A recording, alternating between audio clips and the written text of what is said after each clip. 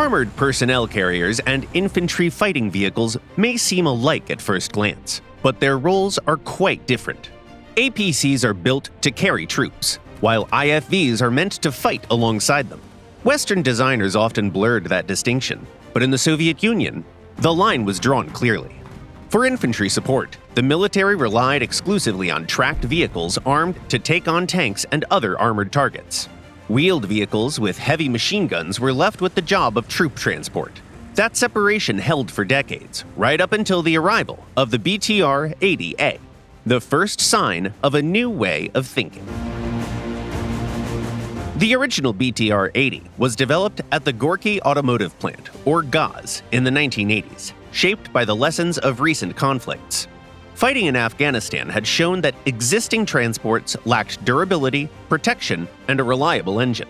Soviet doctrine envisioned BTRs as fast, all-terrain, amphibious transports, but drawn-out wars demanded something sturdier. The design team at GAZ decided to solve this riddle the hard way. They tried to solve those problems without abandoning the concept of a lightweight, amphibious vehicle. The BTR-80 received a newly designed hull, with slightly better protection than its predecessors, along with a new power plant.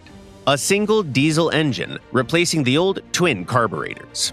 Engineers extended its range, made the engine easier to access, added a rear door for quicker troop deployment, and introduced new firing ports.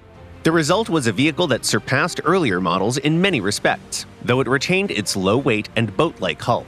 The most important upgrade, however, came later, after the Soviet Union collapsed.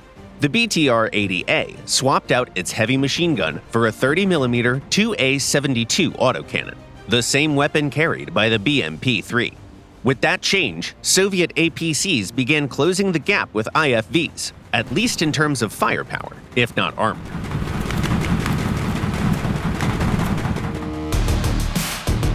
As a landmark of Soviet and Russian engineering, the BTR-80A also makes its appearance in War Thunder. Players can find it in both the Soviet and Italian research trees, the latter representing an export version built for Hungary that differs only in appearance. In-game, the BTR-80 isn't the fastest ride compared to its peers. It can reach 87 kilometers an hour, but only on paved roads. On city maps, it can still grab an early position, though lightweight vehicles from other nations, like Germany's Luch and Wiesel or Italy's R3, can sometimes beat it there. When rushing forward, always plan a fallback route, whether that means a secondary position to retreat to, or a way to deal with whoever comes after you. The BTR-80A's autocannon packs a solid punch for a vehicle of its rank. Its sub-caliber rounds can reliably pierce the side armor of tanks like the M48, Leopard, or AMX-30 at medium range. But it's not a good idea to go head-to-head with modern MBTs. Even a Leopard's frontal armor will be a tough nut to crack. Lighter vehicles are less of a threat. The real danger comes from other autocannon-armed vehicles, with survival often depending on who fires first. When engaging enemies from different eras, you'll need to employ different tactics. World War II and early post-war tanks are heavily armored against autocannon fire, but are on the slower side.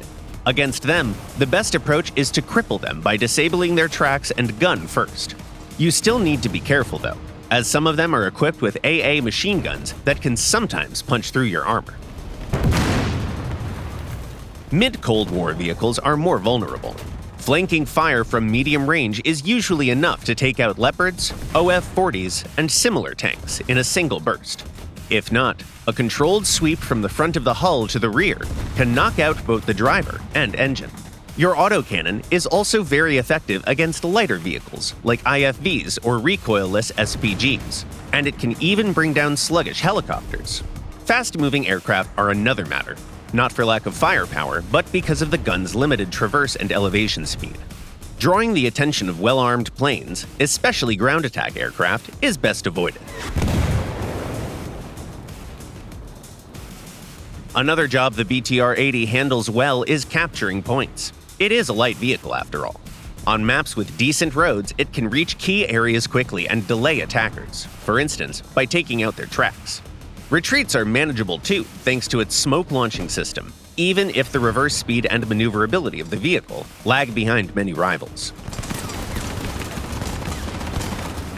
The BTR-80 is a hallmark of Soviet design philosophy, a vehicle well-suited to players who favor agility and foresight.